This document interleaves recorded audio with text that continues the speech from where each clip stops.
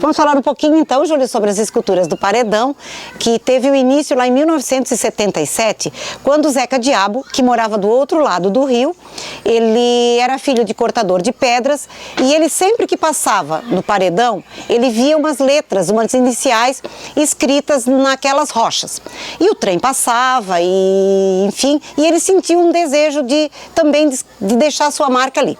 Em 1974 teve uma grande enchente, né, que destruiu toda a malha ferroviária e ficou aquele paredão descampado. Em 1977, o Zeca Diabo se encontrou com o Luiz Carminati, ele tinha um programa de rádio, na Rádio Guarujá, e contou essa ideia, esse sonho, ele também queria deixar uma marca naquelas rochas, tá? Naquelas pedras ali.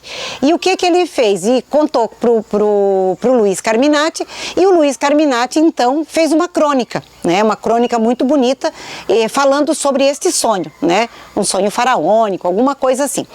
E ele recomendou ao Zé Diabo procurar quem? O padre João Leonir da Lauba, na FEBAV, uma instituição recém-criada em Orleans, né? Que era uma instituição de ensino, uma instituição que também cuidava da cultura. Então foi isso que o Zeca Diabo fez. Procurou o padre João aqui na FEBAV e o padre João ficou muito feliz. Deu todo o suporte que ele precisava para iniciar as esculturas do Paredão. Por quê? O padre João veio da Itália. Ele tinha ido no início da década de 60 para a Itália para concluir os seus estudos para ser padre. Então, ele se ordenou padre em 1966, em 67 ele voltou para cá e quis montar aqui o Museu da Imigração e tudo mais. Então, o padre João estava muito envolvido com essas questões culturais. Porém, lá na Itália, ele fez um curso também de escultura, o padre João. E ele veio para cá com vontade de praticar isso. Quando o Zeca Diabo, que é o seu José Fernandes, contou para ele deste sonho, o padre ficou muito feliz. Ele ficou entusiasmadíssimo, porque ele viu a possibilidade de colocar em prática o seu desejo, né? De colocar em prática tudo aquilo que ele aprendeu no curso de escultura.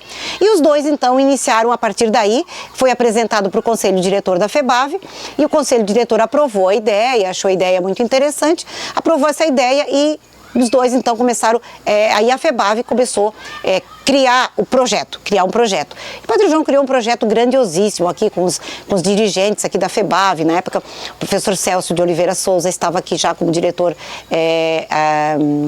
executivo. Então eles desenvolveram um projeto muito grande. E o padre João saiu com esse projeto numa pastinha embaixo do braço, procurando recurso para desenvolver, para botar em prática isso. Só que ele não encontrou apoio, né? Então ele procurou em diversos setores aí no estado e até em Brasília, federal, e não encontrou apoio. Pediram para ele refazer o projeto, porque o projeto era muito grande, era muito extenso. Então ele diminuiu o projeto, então eles colocaram lá 26 painéis e iniciaram de 77 até 1980, 81, foi que eles ficaram nessa lida de buscar recurso e de ver se conseguiam alguma coisa. Não conseguiram com nenhuma empresa estadual, nem federal, né, nenhum recurso estadual. Ele foi buscar então nas empresas particulares. Então a FEBAV, aqui o professor Celso, o professor Agedor Della Justina, que era o presidente, e o padre João foram na região e encontraram na Eliane, nos Gaidzinskis, então um recurso para iniciar a obra. E a obra teve início em 1981, certo? E até 1983 trabalhou assim, sem muito recurso, só com o recurso aqui da comunidade e com dessas empresas particulares. Quando foi em 1983, a FEBAV conseguiu um convênio com a Fundação Catarinense de Cultura para a contratação do artista, né, do José Fernandes e também de 2 auxiliares. Foi aonde deu toda uma folga, né, para eles darem continuidade às esculturas do Paredão. Então aí ficaram até 1988, 89, o José Fernandes trabalhando na obra para deixar os painéis como eles estão ali. Mas o projeto hoje, ele está com 9 painéis ali. 3 deles incompletos ainda, porque o último painel que eles estavam construindo era o nascimento de Cristo, e ele tem só a parte onde o Cristo está nascendo. Depois teriam a parte dos Reis Magos e tudo mais, e depois continuaria o projeto com a história do Brasil, com a história da migração, enfim. E os 2 primeiros painéis, que também ficaram incompletos, foi o padre João que foi lá para fazer o teste, para ver se a rocha aceitava arte. E ele percebeu que sim, que a rocha aceitava arte. Então, os primeiros 2 painéis contam a história da primeira missa no Brasil e também da catequização dos índios, né? E a partir dali, então, eles começaram com as esculturas bíblicas, né? Com cenas bíblicas. E aí isso chamou muita atenção, repercutiu muito em nível estadual e nacional até, como que alguém com a alcunha de Zé Diabo vai esculpir arte sacra. Isso repercutiu muito e aí atraiu para cá muitas emissoras de rádio, de televisão, fazendo matéria. A revista Manchete fez uma matéria de capa maravilhosa, né? Aqui com o seu José Fernandes trabalhando.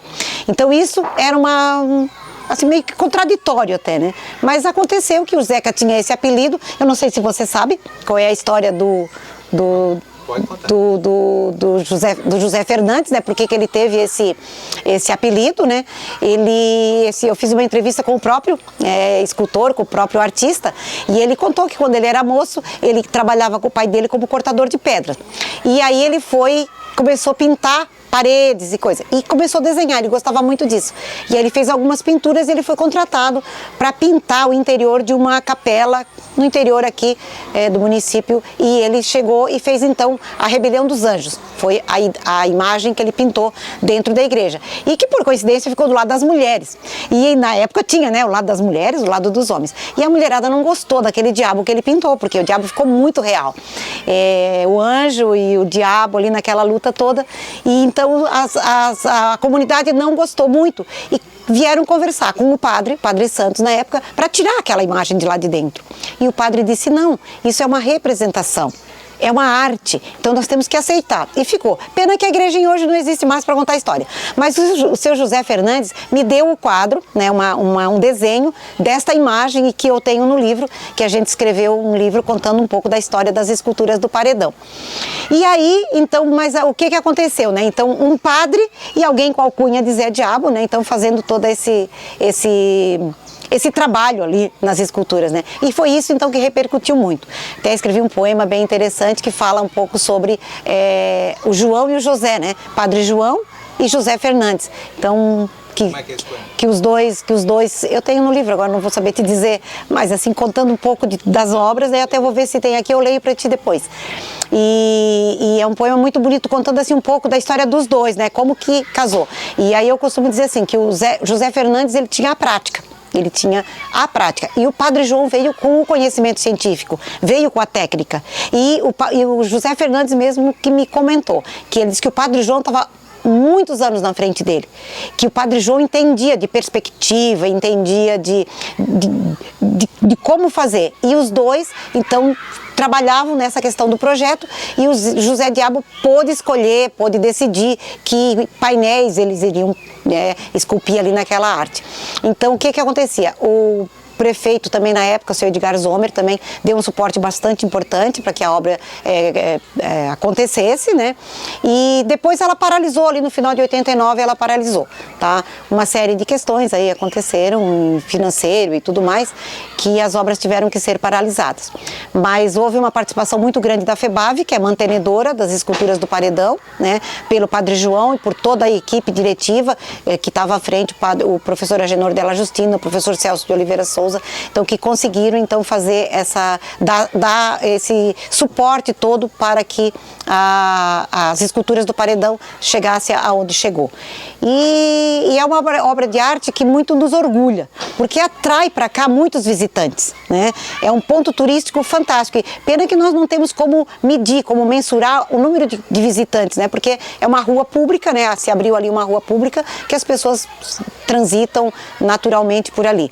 Então, dentre os painéis, hoje, dentre os 9 painéis, dentre esses que eu já citei, nós temos também a criação do homem, nós temos os 2 últimos profetas, nós temos a passagem do Mar Vermelho, o sacrifício de Abraão, uma série de painéis que estão ali retratando um pouco das cenas bíblicas, que muito interessante para a nossa cidade, para o nosso município. Esculturas do Paredão. Esculturas, esculturas, o anjo anunciou, e na rocha Maria resplandeceu. Nasceu um menino, Jesus. A arte o eternizou. Admirados elevam em prece o artista e seu mentor.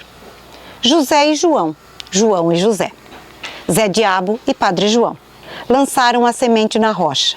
A FEBAV acreditou, traços, braços, andaimes, auxiliares, invernos e verões. Forças se uniram. O artista mirou as pedras, o padre o acompanhou. E o poeta, o paredão, em crônica o transformou. Muitos olhares se voltaram para lá. Projetos encaminhados, em 1980 a obra iniciou. Abraão, onde está teu filho? No painel, em sacrifício ofereceu. Marcado com o cinzel, o mundo o admira. Recriando a criação, Deus, o homem emoldurou. Com raios reluzentes, para a eternidade ali marcou. Nos traços dos dois profetas, seguiu-se a profecia. Travessia, Mar Vermelho, Arca da Aliança. Na experiência esboçou-se, o Brasil reza a primeira missa. E os índios, habitantes primeiros, se dobram, admirando a criação. As rochas do paredão ganharam repercussão nas lentes de muitas emissoras, rádios, jornais e televisão.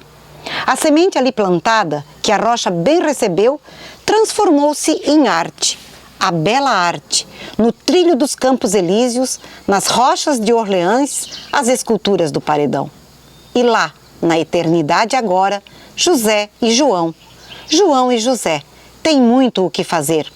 Brincando ao lado do Criador, rabiscam no firmamento, auxiliados por angelicais figuras, num sopro de muitas cores, quem sabe, a obra da perfeição.